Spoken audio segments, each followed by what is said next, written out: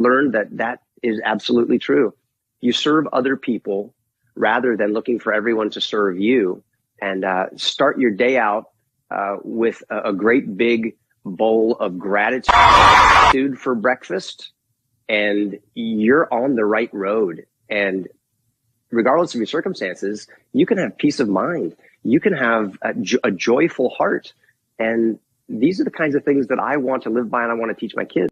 Look. So I got to live by example and put the stuff into practice, not just talk the talk, but I've got to walk the walk too. You got to walk the walk. So let me ask you about Leonardo DiCaprio and Brad Pitt being on Growing Pains. Was there was there a hint of greatness there?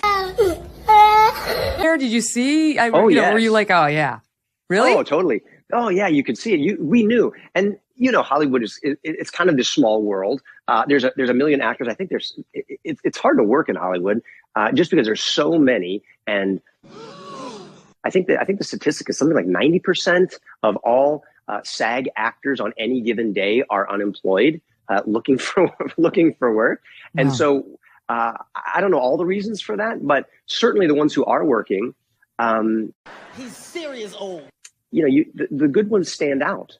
And so Leonardo DiCaprio was a bright, shining star on our set. At 14 years old, he was the cute little kid who we brought in to sort of bring new life to the storylines. Oh my God! All the little kids on Growing Pains, Mike, Ben, and Carol, were now grown up. I was, maybe 19 years old, 20 years old. And so I couldn't be sneaking out of the house anymore as the rascally teenager. And so they brought in a new one, and it was Leonardo DiCaprio, who lived in the janitor's room at Dewey High School.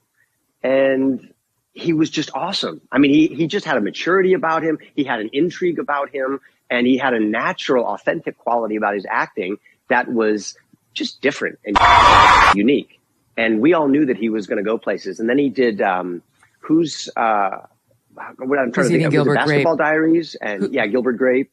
And when he did those, and he's working with De Niro and these other amazing actors, we thought, wow, Leo is going places. This is really cool to watch. So we were cheering him on way back on the set of Growing Pains. Now, much closer to home, you have a star in your family of origin. Candace Cameron Bure is your sister, and she's also a huge old man star. My crack producer Kelly tells me that she actually starred in like the most successful movie on Hallmark, Christmas movie ever, Christmas Under Wraps, under Hallmark's most successful Christmas movie ever. So that's impressive. And now she's jumped ship and she's gone over to a new competitive sort of the non-woke answer to the Hallmark channel. And I think this is actually an interesting experiment that they're doing over there, because it's the guy, Bill Abbott, who used to run Hallmark. He's serious old, man.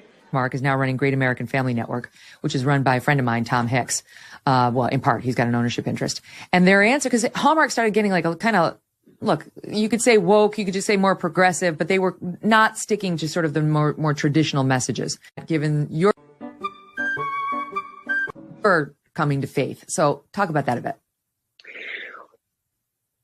As I look back on those days, it was so exciting, because not only was the love of my life, we talked about Chelsea a little bit earlier, and to tell you the truth, I couldn't wait. I couldn't wait to get married.